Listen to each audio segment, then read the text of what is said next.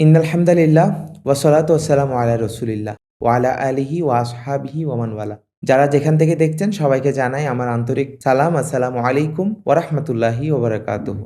আজ আমরা ইমামে আজম রাহমাতুল্লাহ আলাই উস্তাদের প্রতি কেমন আদব প্রদর্শন করতেন সে গল্পগুলো জানবো এবং উস্তাদও ইমাম আবু হানিফা রহমতুল্লাহ আলাইকে কেমন ভালোবাসতেন সেটাও জানবো ইনশাআল্লাহ। দুঃখজনক হলেও সত্য, বর্তমান জেনারেশনের ছাত্রদের মাঝে শিক্ষকের প্রতি আদবের ঘাটতি দেখা যাচ্ছে। এ খারাপ কালচার থেকে আমাদের সন্তান, আমাদের ভাই বোনদের ফিরিয়ে আনার জন্য তাদের সম্মুখে আমরা ইমাম আবু হানিফা রহিমাহুল্লাহকে মডেল হিসেবে উপস্থাপন করতে পারি।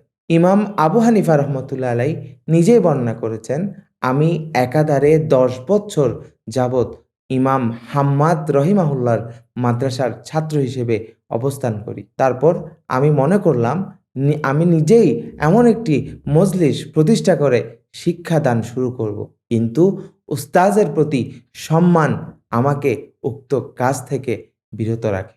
আপন শাইখের আদবের প্রতি ইমাম আবু হানিফা রহিমাহুল্লাহ এত বেশি সচেতন ছিলেন যে যখন তিনি উস্তাজের বাড়িতে যেতেন নিজে থেকে কখনো দরজায় টোকাও দিতেন না, যতক্ষণ পর্যন্ত না উস্তাজ নামাজ বা অন্য কোনো প্রয়োজনে বের হতো ততক্ষণ তিনি অপেক্ষা করতেন। কোনো কিছু জানার থাকলে অতি আদবের সাথে জানার চেষ্টা করতেন। উস্তাজের যখনই কোনো খেদমতের প্রয়োজন হতো সাথে সাথে ইমাম আবু হানিফা রহিমাহুল্লাহ হাজির হয়ে যেত। হজরত মুয়াফাক আল মাক্কি রহিমাহুল্লাহ মোহাম্মদ ইবনে হাসান ইবনে আবি বশির রহমতুল্লাহ আলাই এর সনদে বর্ণনা করেন, তিনি বলেন, আমি ইমাম আবু হানিফা রহিমাহুল্লাহর নিকট থেকে শুনেছি, মা সল্লাইতু সলাতা মুনজু মাতা হাম্মাদ ইল্লা ইস্তাগফারতু লাহু মা ওয়ালিদি। অর্থাৎ আমার উস্তাজ ইমাম হাম্মাদ রহিমাহুল্লাহর ইন্তেকাল এর পর থেকে আমি এমন কোনো নামাজ পড়িনি যে নামাজের শেষে আমার পিতার সাথে সাথে উস্তাজ হাম্মাদের জন্য আল্লাহ তাআলার নিকট ক্ষমা প্রার্থনা করা হয়নি। ইমামে আজমের হৃদয়ে উস্তাজের প্রতি এত বেশি আদব ছিল যে তিনি বলেন, মা মাদাত্তু রিজলি নাহওয়াদার হাম্মাদ ইজলালান লাহু। অর্থাৎ আমি কখনোই উস্তাজ হজরত হাম্মাদ রহিমাহুল্লাহর ঘরের দিকে তার সম্মানে আমার পা প্রসারিত করিনি। ওয়াকানা বাইনা দারি ওয়াদারাহু সাবআ সিকাক। অথচ আমার এবং আমার উস্তাজ হাম্মাদের ঘরের মাঝে আরও ৭টি রাস্তা ছিল।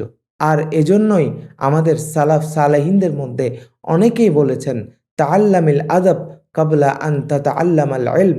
অর্থাৎ ইলম শিখার পূর্বে তোমরা আদব শিক্ষা গ্রহণ করো।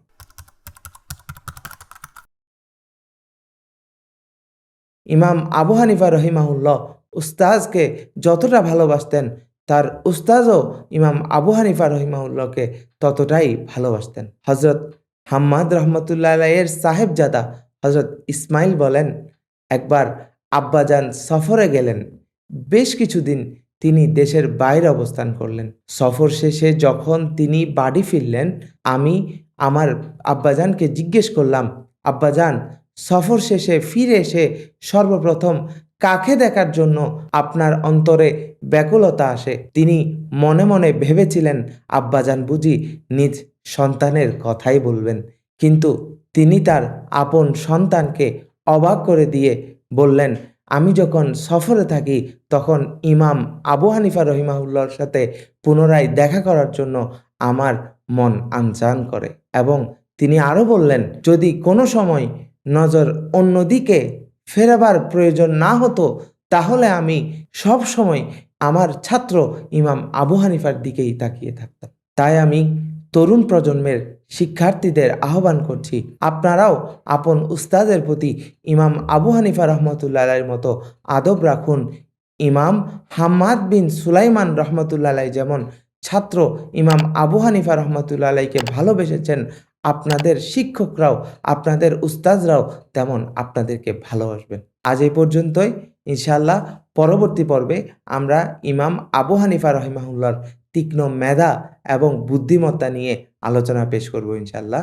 সবাই ভালো থাকবেন, সুস্থ থাকবেন।